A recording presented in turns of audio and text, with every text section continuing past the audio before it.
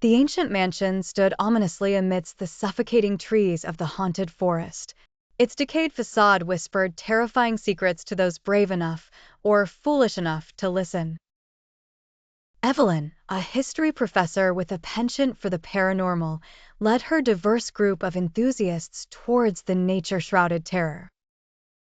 With her, there was Marcus, a skeptical scientist documenting his first ghost hunt, Lily, a thrill-seeker driven by adrenaline, and Jacob, the silent one whose past harbored unsaid horrors.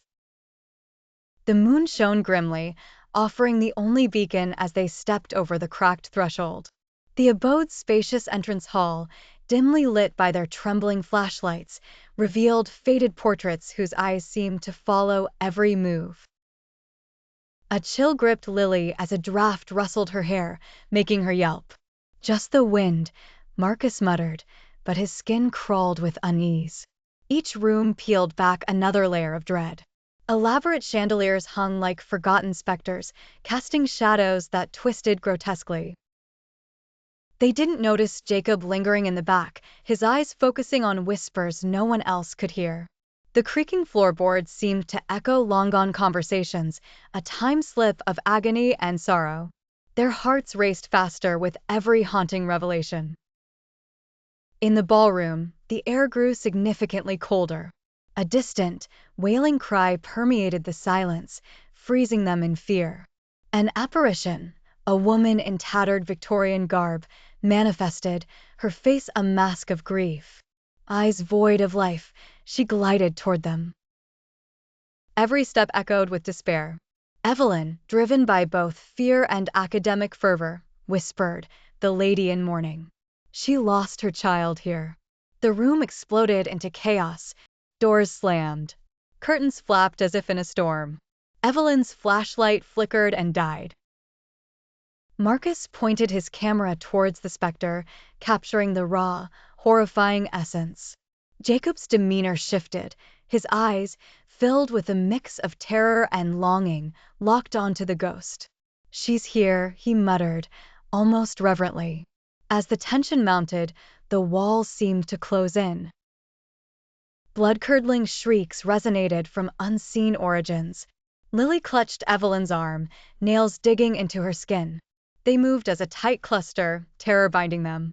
Their passageway led to the attic, a place where even light dared not tread. Amidst the dust and cobwebs, an old trunk gleamed with an inexplicable malevolence. Marcus, tentative, lifted the lid. Dolls, ancient and deformed, stared back with hollow eyes. One moved, albeit slightly.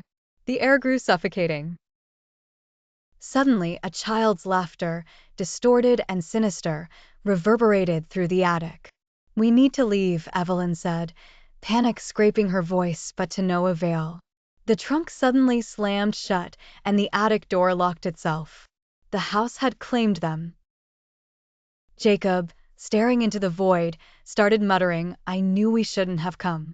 They want us to stay. They want our souls." A booming voice, not of this realm, thundered, "Leave or be damned."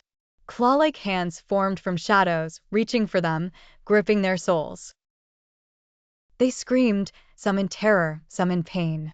In a desperate struggle, they broke free, stumbling back down the stairs, racing against darkness that hungrily devoured the light. Reaching the entrance, they burst outside into the mist-covered night. Hearts pounding, breaths ragged, they knew they had been allowed to escape for now. The haunted mansion loomed behind them, a sinister entity awakened and whispering for their return. As they vanished into the night, the wind carried a final, chilling message: "You will be back."